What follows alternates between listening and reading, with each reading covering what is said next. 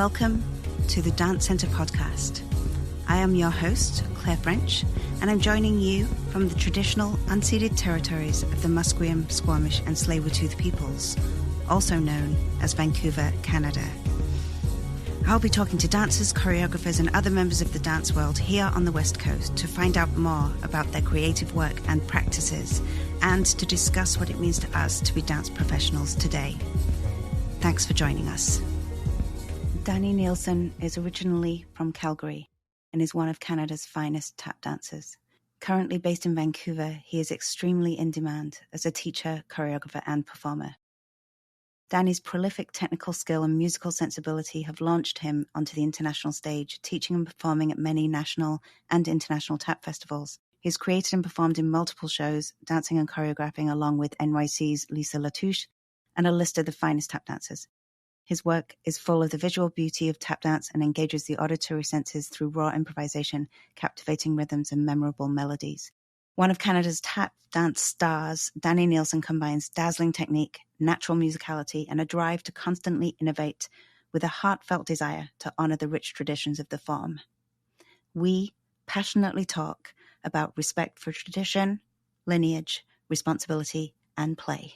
Please enjoy our conversation. I hope you do as much as I did.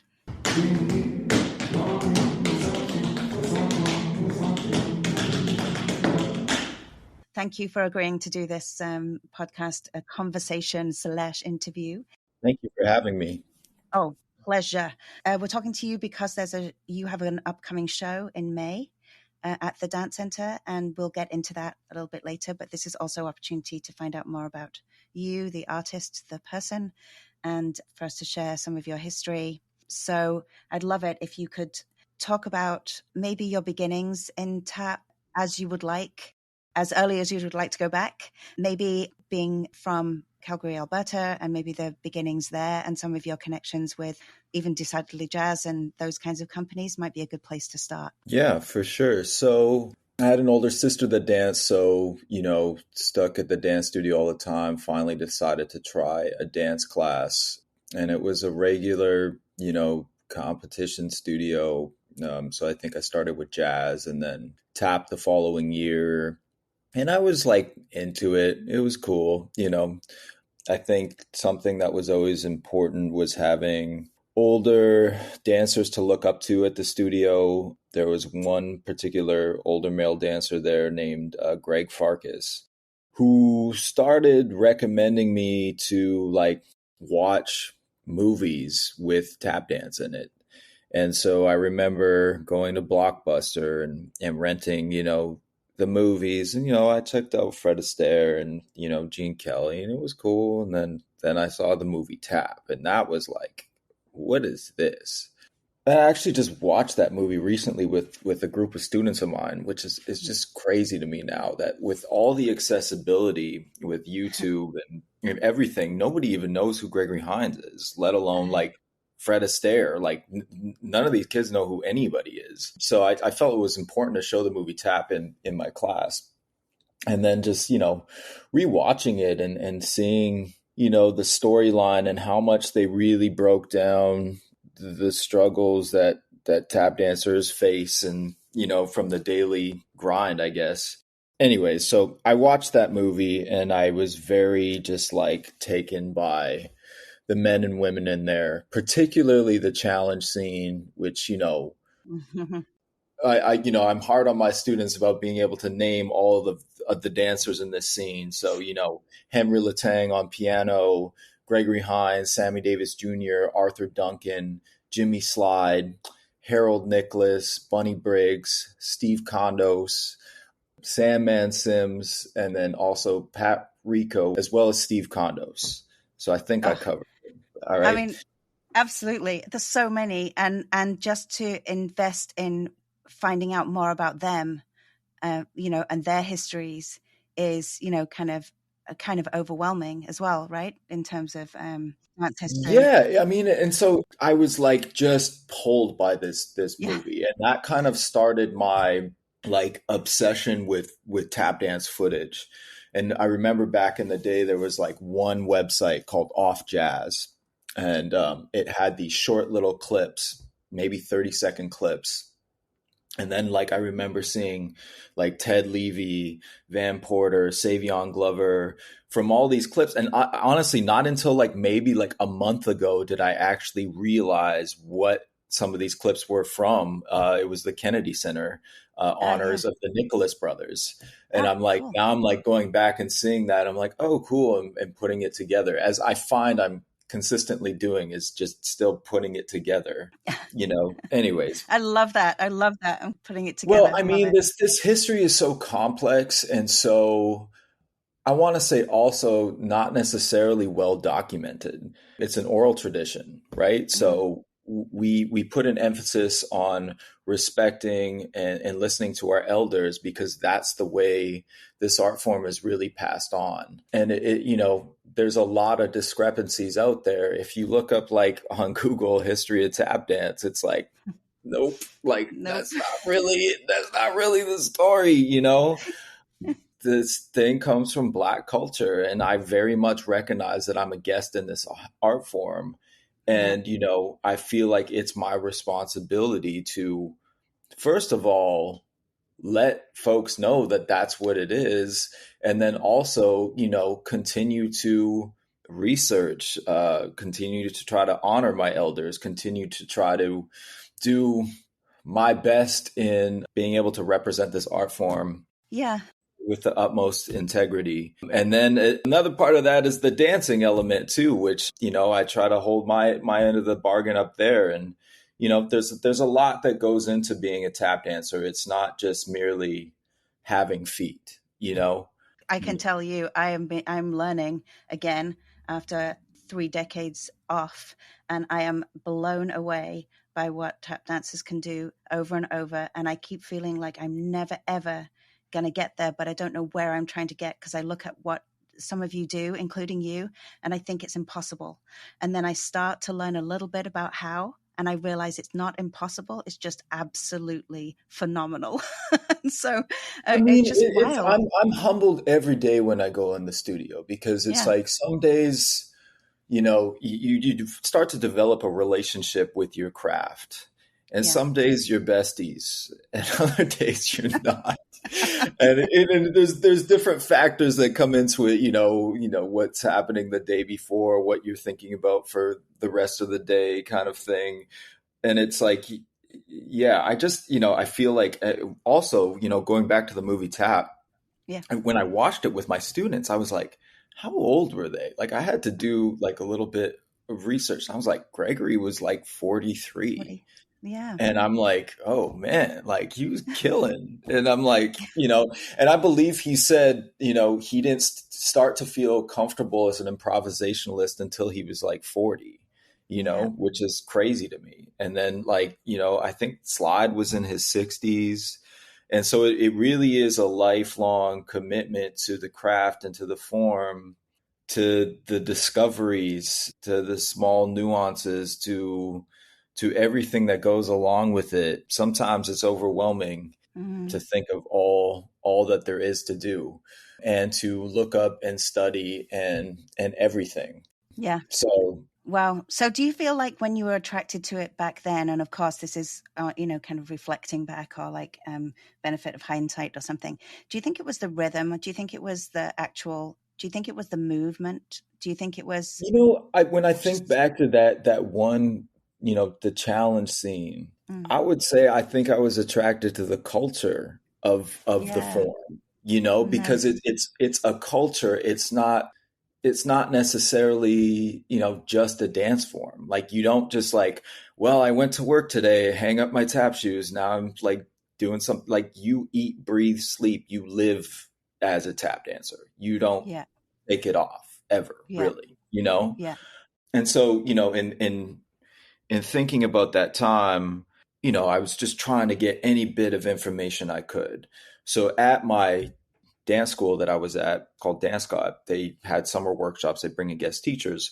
Well, they brought in Lisa Latouche, who had just come from New York and was mentioning taking class with Gregory Mm, and some of these names. And I was like, oh, okay, here's access to this information. And I kind of latched on to Lisa, and she recommended that I take the Sean Cheeseman dance camp, which was Sean Cheeseman's like a commercial choreographer and actually one of the founding members of Decidedly Jazz, if I'm not mistaken. Oh, And okay. so he would come back and run a summer camp, which also is just like, I'm sorry, I'm on so many tangents right now, I but love it. It's perfect because that's how we have to talk about your life and a dance life. I think that's the best way to and talk about thinking it. of just the example of also like giving back, Mm, thinking of Sean had this big commercial career, but he would bring great artists to Calgary to run an intensive specifically in Calgary. mm-hmm, And then Lisa recommended I go. And then that first year I went, they brought Brill Barrett from Chicago, who is one of the founding members of Mad Rhythms in Chicago. And if you know anything, if you don't know who Mad Rhythms is, number one, look them up. mm-hmm. Number two is like the dancers that came out of that company are some of the best to ever do it. And Mm-hmm. there's always been a lot of great tap dancers have come from Chicago. So that Mm, tradition lives on. And the thing yes. that was so specifically interesting about getting to know some of the dancers later on and going to festivals, I'll eventually get to that, is like they all danced at such a high level, but they all danced differently. Like they Yeah. all specific and they danced all together all the time, but they all danced differently, which was really interesting that came out of that. So Brill was just like, another just like light in my life that introduced me to the form a little more. And then it was like, oh, well, this is happening at the end of the summer. So it was the Vancouver Tap Festival, which I Mm-hmm. believe it was like the third year. Right. Yeah, the third festival. So my family, we got in the car and we drove out to the festival and I took, a few classes and I was like deer in the headlights. Like I was just like so green to the thing and not really aware yet. But just like big smiles and like, just kind of Joy, like pure joy. Yeah.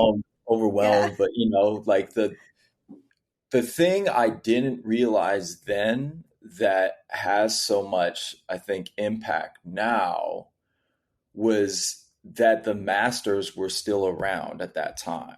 These were like influential people, Absolutely. and it was funny. I was in Toronto last summer, and when you're around tap dancers, you're always discussing the state of it. Like, where are we at? Why is that? Why are these kids like this? Why is this happening? What is this? We're always just discussing.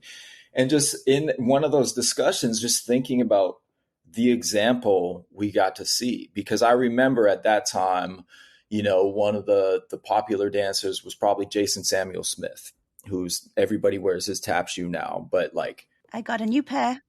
yeah, nice.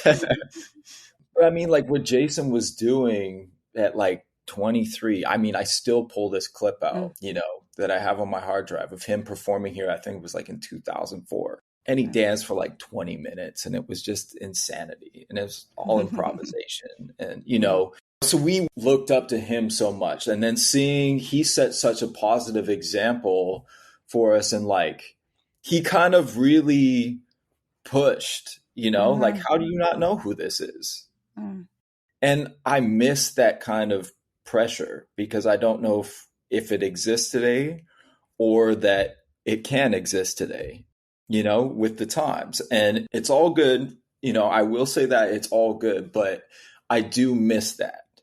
And so, yeah. anyways, I saw the example he set. And then I mean, Jason's teacher was Savion Glover. So then seeing like, the respect and reverence he had for like Derek Grant, Savion Glover, and then seeing the respect and reverence that they have for like Diane Walker, and then seeing Diane Walker and the reverence and respect for like Jimmy Sly. Like you saw the lineage, you Mm-hmm, saw the respect, you saw the reverence, you saw all of it. mm-hmm, And so I came in at the tail end of that and caught a glimpse of that. mm-hmm, And so that snowballed into me starting to like work a job during the year and, saving my money, teaching a little bit, trying to share what I was doing so I could go spend time wherever it was at these tap festivals. So mm-hmm, I'm a product of these tap festivals. And at mm-hmm, one time, I think it was kind of like, it was like you were supposed to have like one or two mentors And then like that was your kind of training. And then like the information kind of got spread further out with these festivals happening, you know? So I was thankful at least I could access some of this information. And so I remember, you know, the 3 weeks in the summer, I would go to start out with St. Louis Tap Festival, which was produced by Robert Reed, who's no longer with us, who also just like set the example of like respect and reverence. And so I would go, we went there the first year with a group of dancers from Calgary that Lisa had at the time. And we met a lot of the kids from Chicago that were in Mad Rhythms in Chicago. And that was like eye-opening. Like I thought I was like, oh, I'm pretty good at tap. Like, no, you're not. Like, you know, the level was insane. Mm-hmm. And it was just kind of like really eye-opening. And then from there, we would go to Chicago to the Chicago Human Rhythm Project. And then from there, we would go to LA Tap Fest, which Jason Samuel Smith and Chloe Arnold were producing at the time. Right. And yeah, I think back to those days, and it was a special time. And, you know, a lot of growth, a lot of growing pains, a lot of figuring it out. I still feel like I'm figuring it out. But, you know. It feels like it's immersive, though, you know, like your way you were immersed in it, in the, not just the culture, but in this access to lineage, but also really prepared and like a sponge, like wanting to take in all of this information and wanting to do something about it, not just, you know, not just classes, not just the dancing. Well, and that was the biggest thing I think I got was like, it wasn't contributing to tap dance isn't being really good at tap dance. You know, you got to give something back to the thing, you know? Yeah. And I've always kind of had that in the back of my mind. Yeah. You know, and so the other thing about those times that was really special was specifically who I was attending the festivals with, which most, if not all, are professionals in the field now, you know, and still all dancers I admire and, you know, look up to so much. Great. You know, it was just a really special time in my life. That I do miss. And, you know, I will speak honestly, I feel like the festivals have changed a little bit now. They're a little bit different. I was just going to ask you about how you feel about those. Although, like, you know, I will say, like, tap dance is global now. It's happening everywhere, which is great. And the level's really high and it's cool. And I honestly haven't been at a tap festival in quite a long time, if I'm being completely honest. You haven't had time. You know, but it's, from what I see, it feels like a little disconnected from the way I used to feel when I went there. And that could have been, you know, having the presence of some of these masters. And when I was in that presence, it brought me back to that same feeling that I felt the first time watching the challenge scene in the movie Tap, you know? Yeah. And so I will say this. I think it's a positive thing that there's like, quote unquote, like a tap industry now. And like people are working and people are traveling and there's a lot of talented dancers and it's amazing. It's very cool to see. And that's what happens as it kind of for a while dilutes, right? Or maybe it has to dilute because of this, because it's dispersing. And what seems to be missing, and I think for me, this is the same in my area of contemporary dance, the lineage is somewhat missing or has been shortened considerably. People think it happens from a peer or somebody who's just a generation older than them. People have lost this connection to ancestry, like you say, or a longer period of a lineage, a little bit. It will come back. Yeah, I actually completely agree. And I think part of it is having information so readily accessible to us at all times. You know, if you want the answer, it's in your phone, most likely. Yeah, and you might have 30,000 or 3 million hits, you know, to like that you could possibly research, and it might be on the 8th page that the most important information for you is going to be on there. But who's going to take the time to get to the 8th page? You know, like it's like that's a research life. You know, So it is an interesting kind of predicament, dilemma, or a kind of Well, and I say this to all say too, it's like, like I'm constantly like trying to check myself too, where I'm like, oh, like, am I doing, I haven't checked in with so and so lately. Like, like I'm trying to still do my best, but with the times too, it's like, as rent's due on the first of the month, as Diane Walker says. And I just, Exactly. I gotta pay these bills, so You got to pay up it's, and deliver, right? You pay up and yeah, deliver. Yeah. it's definitely a challenge right now, Do you, just trying to find the balance. But yeah. Do you sometimes feel like you're in the shadows of these people? Do you sometimes feel the weight of it all on you? Or have you come through that? I feel like you've come through that, yeah, but maybe like I don't know. I want to try to uphold the integrity of this thing the best I can, yeah. and I do feel pressure Yeah. with that, definitely. Yeah. Yeah. And yeah, Yeah, I think the pressure is put on you as well as you feeling it yourself, right? A little bit. You feel yeah. external and internal pressure. Well, and I'm getting to a place of learning what to let go of. You Yeah, know, right. where are we going? I think about tap dance. Where are we going? Yeah. I even watching the movie Tap again, I was like, oh, they were trying to do that. Oh, okay. So I'm like, I don't know. I'm very, I'm always reflective, but I'm very reflective these days. And in saying that, I think I'm ready to maybe try and take some risks in my Mm, work, mm, which is terrifying for me, of especially course. coming, like trying to, again, stay connected to the thing, But that's what the masters did, right? As well, in some way. I think coming back to what you were saying about culture and about it being a culture and it being connections to the Black culture, even. But there is an element I feel in what you've talked about and in all the masters that you've talked about when people are like personally expressing at such a high level and have mastered a way of expressing themselves within a certain form. So here in tap dance the culture grows and is elevated through that personal expression, but there's two things that happen. That personal expression is also, like you were saying, to give back, right? To contribute to the culture as much as it is to feel like you have a place in the culture. You are making your mark on the culture, but you are also giving back to the culture. And there's an enriching potentially that you can be doing. You're definitely contributing to that culture. And I wonder if you're talking a little bit about when it comes to risk taking.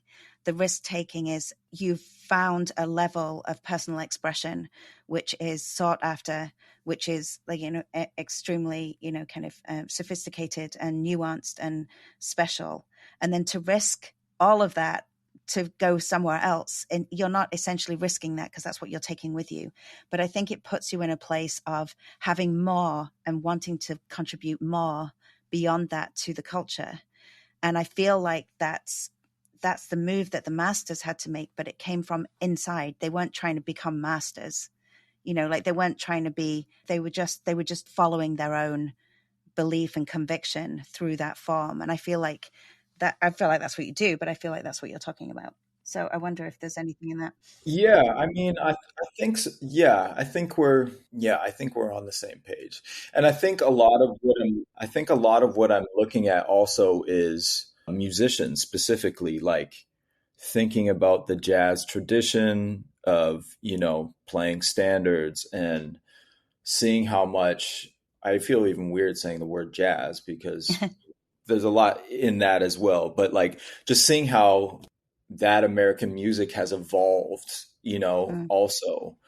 So yeah, that's where I'm at in creating this show right now in conversation. I'm in collaboration with Christian Alexandrov, who's a Bulgarian pianist. He's also plays percussion, which is very cool, and has played for tap dancers for a long time. And funny enough, to come full circle, we just got together yesterday. I realized that he was the first musician that ever played for me on stage in Calgary, like over ah, 20 years ago, wow. as I was like 16, figuring it out on stage. Mm, And so it's kind of cool to come back full circle to that. And yeah, I'm excited to work with him because he's also very open and he really knows how to play for tap dancers Nice. already. That's that's another part of the disconnect that's maybe happened as well, is like musicians and tap dancers like came up together. A lot of the drummers used to tap dance. Like they studied the form. Like a lot of them could hit steps, could, actually do the thing. And then that connection and that knowing that they were like went hand in hand. Mm. And now there is a bit of a disconnect. And I feel like, I've dealt with a little bit sometimes on the West Coast, like pretentiousness in the jazz scene, like, no, you can't do that here. Like if I show up at the tap jam with my board, like I've had to pay some dues that way too. So it's cool to find musicians that are open to it. And then also, not, if they're open to it, be willing to support us in the way that we need musically. So I'd love to know a bit more about, well, two things. As you open the door, but have people been against tap dance happening in a jazz concert in Vancouver? Is that what you mean by no, you can't do that here? Or do you mean something more specific in terms? So I mean, there's been a couple times when, like, say I've shown up to a jazz jam as a tap dancer, and Okay. there's, you have to approach the thing differently, because most of the time, say if it's a tap dance concert, the tap dancer is dancing the whole time over the tune, right? Mm-hmm. Or if it's a tap jam, same kind of thing, like where the tap dancer is going to dance over the entire tune. Mm-hmm. Well, in a jazz jam setting, you need to approach it a little bit differently, like in terms of, I might treat myself like a horn player in that instance, where I'm only going to take a solo, like when it's my turn on the form. I might take a couple choruses. If it's new and I'm checking out the vibe, and people are looking at, give me side eye, like, who is this kid? What is he doing here? Like, I'm kind of like, okay, maybe I'll take my two choruses and then I'm out and like dip my toe in the water and test and see if it's cool. Nice. But, I felt a little bit at times, a little bit of like, no, like, they're here, and I was like, you take that in and it's like, but I was talking to Jason Samuel Smith about a month ago, and he was saying when he was in LA, he kind of dealt with the same thing a little bit. So, finding musicians that are hip to it, and then also just, yeah, leaving the room for us, because I was touring a show in May of last year, and fantastic drummer on the gig, but we were like, can we leave a little more space for us, because the way you're playing, like it's there's not a lot of room. Like it's not really, doesn't matter if I'm here or not if you're playing that full, right? Absolutely. And like he didn't take to it well, and it was more like, okay, fine. Like he really like laid out completely, and it's like, no, we still want you to play, but like, be engaged, and like we need room. We don't want to have to fight for our place in the music. Yeah. And it doesn't necessarily, we don't need to be the feature at all times. Like we can lay out and we can comp and we can hold time for you. And so you have room to stretch and all that. But it's interesting. Yeah. Because it really is improvising as an ensemble, right? I think it can happen that people get comfortable improvising with certain people, and then they feel a vibe there, and then. Well, and I think it's, if playing for tap dancers is a specific thing. I think Mm-hmm. yeah, it's like another. Well, this is the second part of my point is, or my kind of curiosity, is whether or not in those instances you do treat, and I think you do treat tap as a kind of instrument. Like not necessarily replacing one of the instruments, but it is its own instrument. Essentially, it makes its own sounds. It's another instrument in an ensemble. As a tap dancer, you have a lot of freedom. You can play melodically, you can play percussively, you have a lot of freedom. It doesn't necessarily fit into, we're not just the drummer if there's no drummer. There's a lot more to it that goes into it.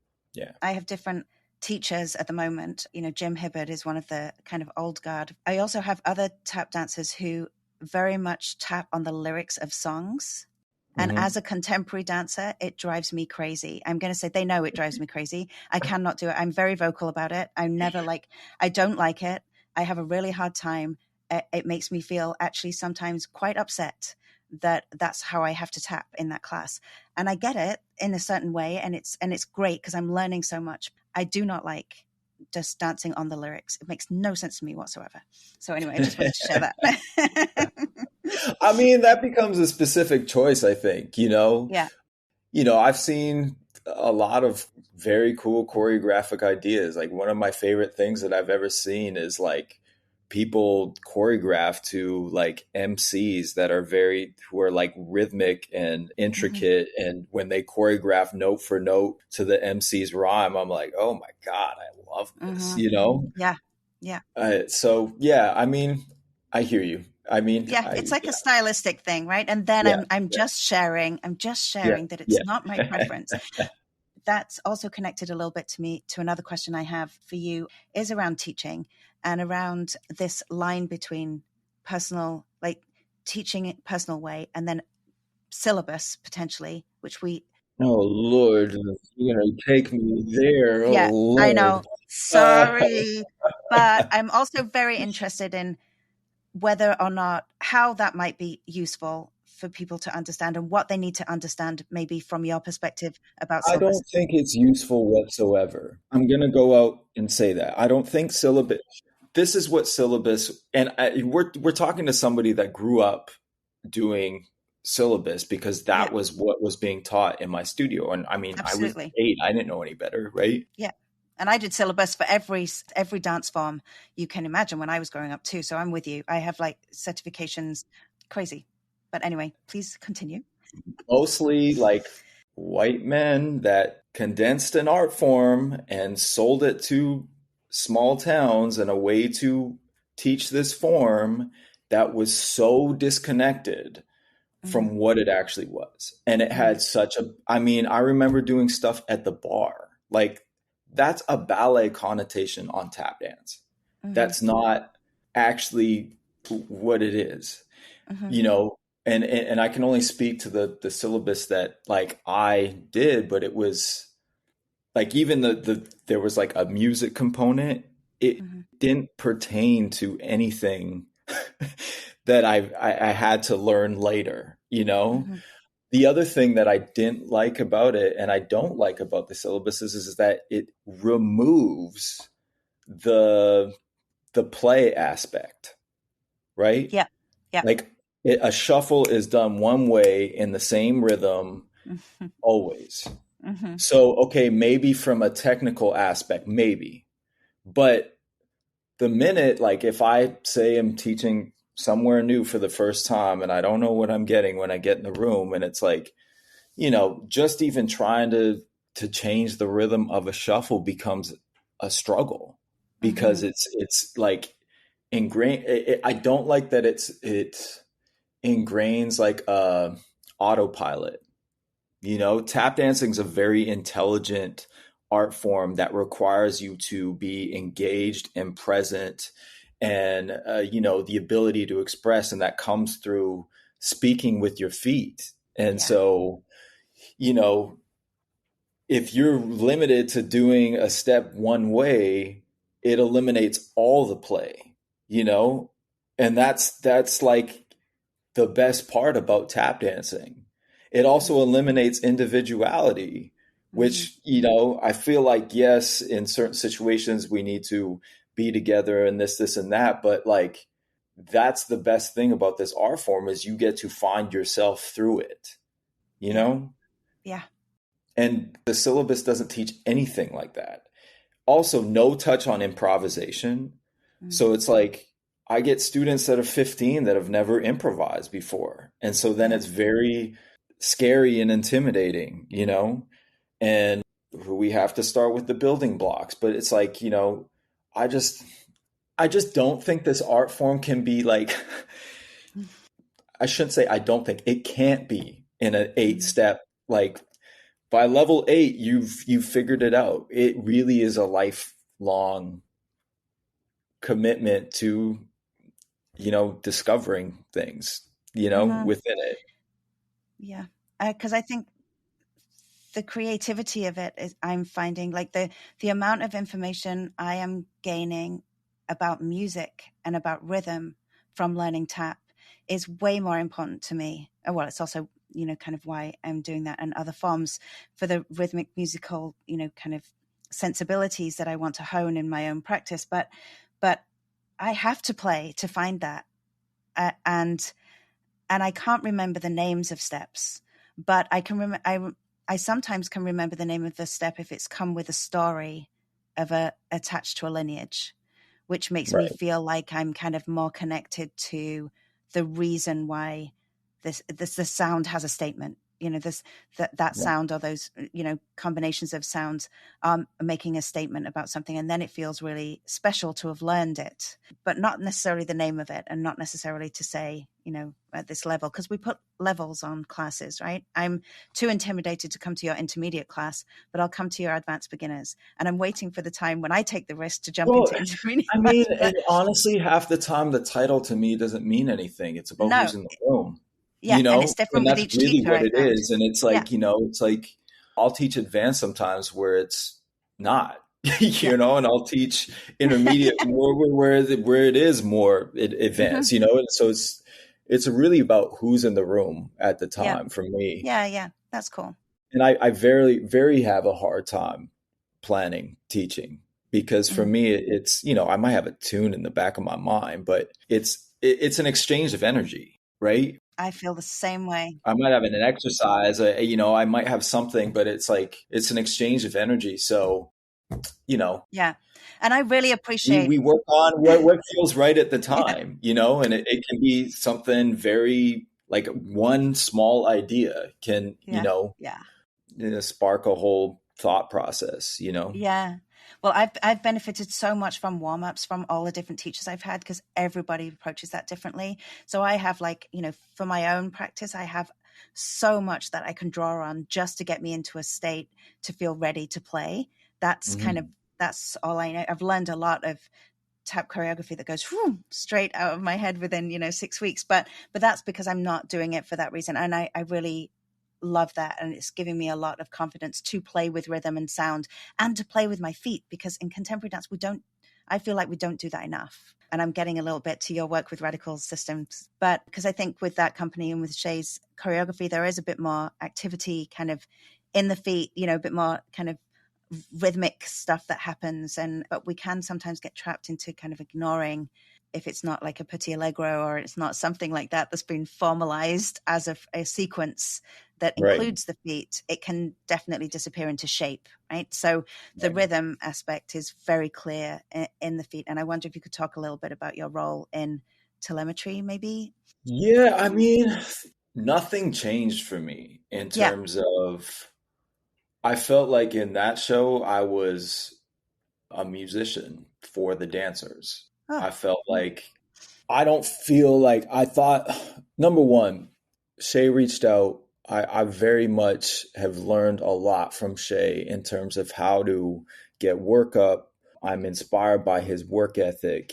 Yeah. He's stayed with me before. That guy works so hard, and I'm very inspired by him. Not Yeah. only in the studio, but like, on the admin side, and which I Yeah. hate doing, but I'm like, oh, if I want to get this up, I better do it. I gotta do it. Pull Yeah, my you socks gotta up do it.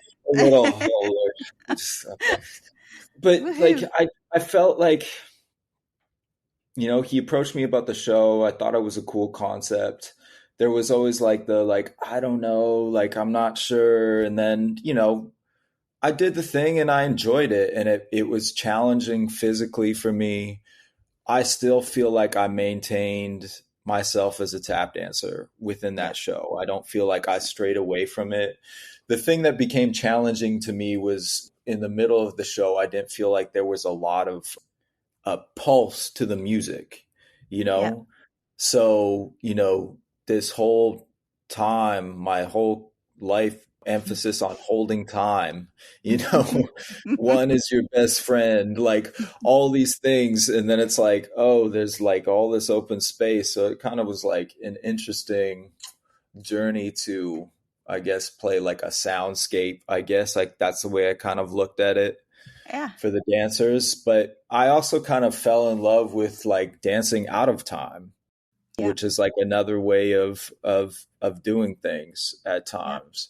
But like I will say, like having that opportunity to just show up and be able to dance, I wish was something more that we had as tap dancers. Mm. So getting a taste of what that was like, I mean, I felt like I was on vacation. I'm like, I just got to show up and do the thing, and then I get to go home, and that's it. And, we got to Great. tour to a lot of places, and I think we did about 50 shows. And, I loved just showing up and going to the theater because that's a rare luxury. Yeah. Like, Yeah. even in getting this show up, the amount of work that goes into just outside the actual thing, and then trying to balance my focus, Mm-hmm.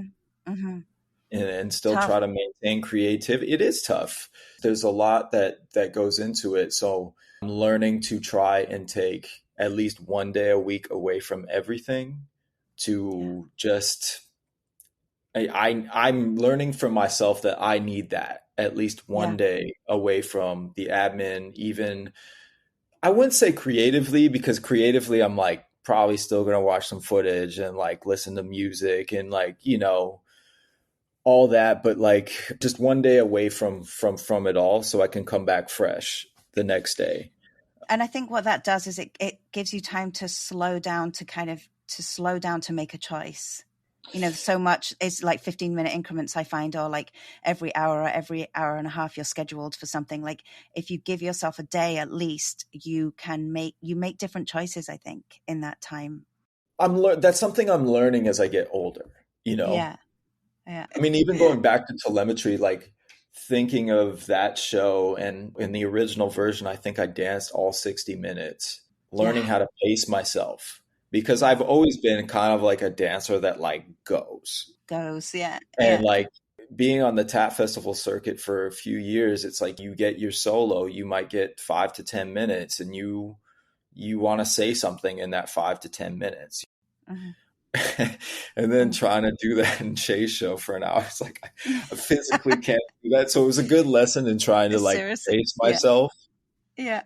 Like, why am I still talking is one of my expressions. And like, if you're dancing for an hour, you're like, why am I still dancing? Oh my gosh. Yeah. So that was a big lesson that came from that show as well. Yeah. Oh, that's great. Okay. So you've got the show coming up at the Dance Centre. Very excited for this. And you said it's called In Conversation, May 23rd to the 25th, I believe. 23rd, 24th. Yeah. So you've got two shows, which is really wonderful. It's around the time of a tap festival as well at the Dance Centre. So the tap world is taking over. Yeah, Lisa Latouche is going to be in town. She's also showing her film Tracks on the Saturday, which is actually Tap Dance Day. National Tap Dance Day. We celebrate Bilbo Jangles Robinson. So it's pretty cool that that's all lining up. I want to also mention about the show. I have one of my best friends and big brothers in this dance, and one of the most like honestly brilliant minds, Matthew Shields, coming from Houston. He's originally Canadian, but he's coming from Houston. So he'll be in town helping direct the show as well. I'm very excited about that. And excellent. Yeah. Great. Yeah, so cool. And then what's next? I mean, I know it's enough, but so I'm headed to Europe mid-June. I'm still figuring that I have a one-way ticket right now. Do you? I have a one-way ticket. I'm trying to see how much I can set up before I come back. But yeah, I'm going to Warsaw, Poland. I don't know if I'm saying that correctly, but Warsaw, Poland. I'm going to Berlin, Amsterdam, back to Zurich, which I haven't been in pre-pandemic. Mm-hmm.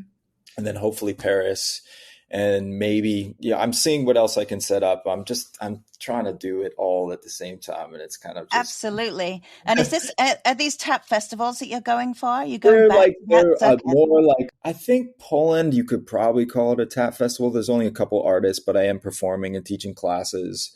And then the rest are kind of like workshops and whatnot. My friend in Paris, he usually sets up a night with some musicians for us while we're there, while I teach some classes. But Yeah, it'll be nice because I've only been to Europe like in the cold months, so I've never Yeah, been in the summer. So I'm like excited to go out and, just I need a yeah, little break from not that it's going to be a break, but just a little break from Vancouver and the constant grind here. So yeah. it'll be a nice little trip. And then what else do I got going on?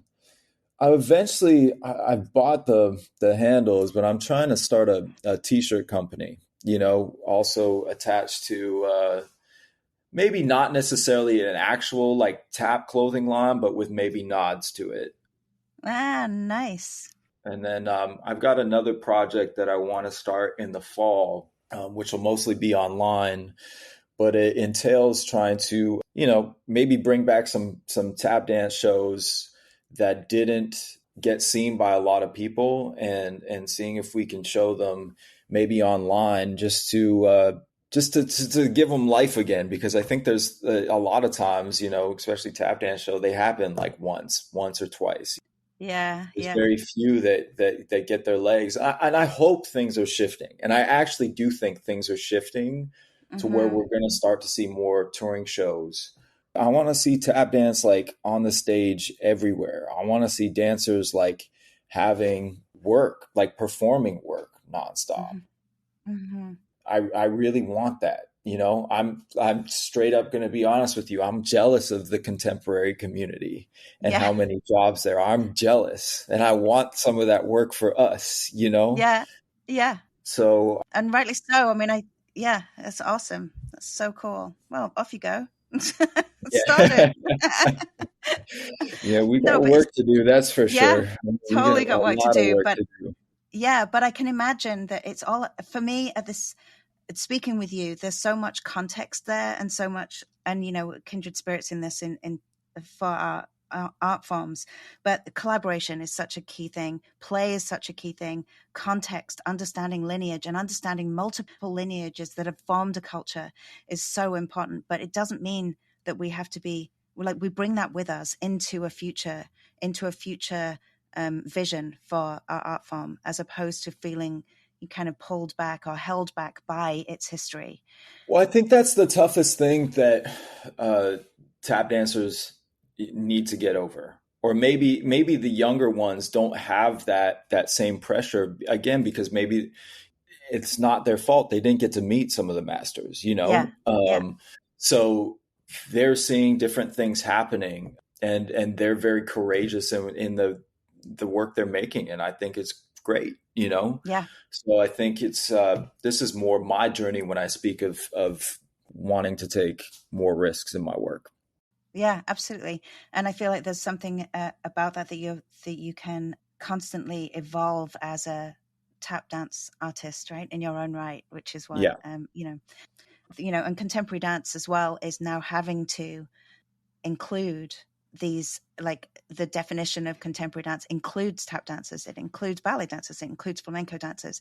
And so there's something about almost like contemporary dance is all of it, and therefore contemporary tap, contemporary flamenco, contemporary ballet are all as well their own kind of areas. I mean, oh man, I I don't know how I feel about the word contemporary tap. Like, it's like that. Like, I Feels don't like know. part of the syllabus thing for you. Well, Maybe it's a yeah, a similar little thing. bit. Like Yeah, we kind of clown like contempo tap when it feels like whatever contemporary dance really means. I don't know, where it's like the movement and the tap happen. I don't know. I'm not about that, and that's just my personal flavor. yeah, But yeah.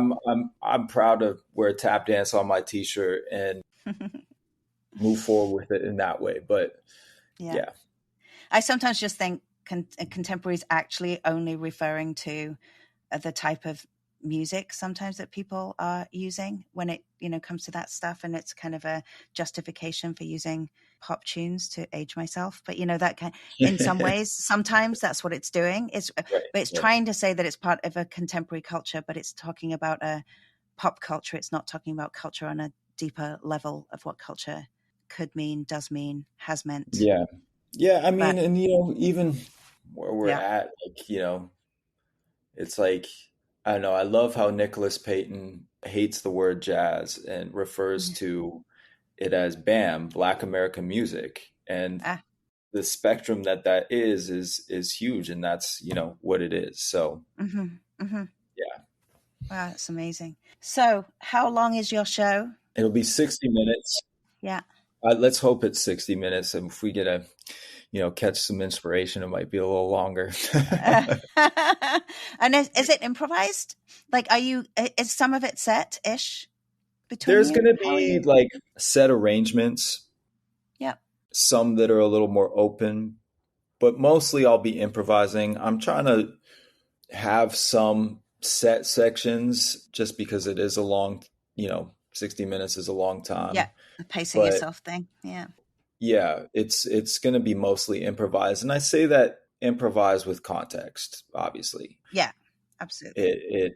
The forms of the grooves. It's not like I'm walking on stage and he's just starts playing and then I go and we end up somewhere. I mean, doing that'd be something cool. together. That'd be cool. I don't know if like people would like it at the end, but might end up being really great or not. To go either way. But yeah.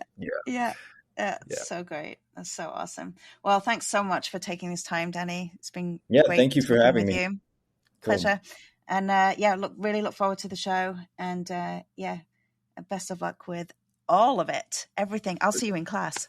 Quite excited. All right, we'll see you later tonight. All right. Bye. Thank you so much for listening. We would love for you to subscribe, rate, and review wherever you get your podcasts, as this will help other listeners find us and help us to grow our dance audience. We'll be back next month. In the meantime, you can follow us on Facebook at The Dance Centre, Twitter at Dance Centre, and Instagram at The Dance Centre BC.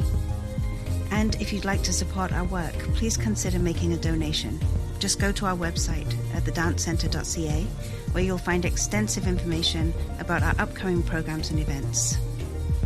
The music for the Dance Centre podcast was composed by James B. Maxwell. Always a pleasure to connect with you through dance. Until next time.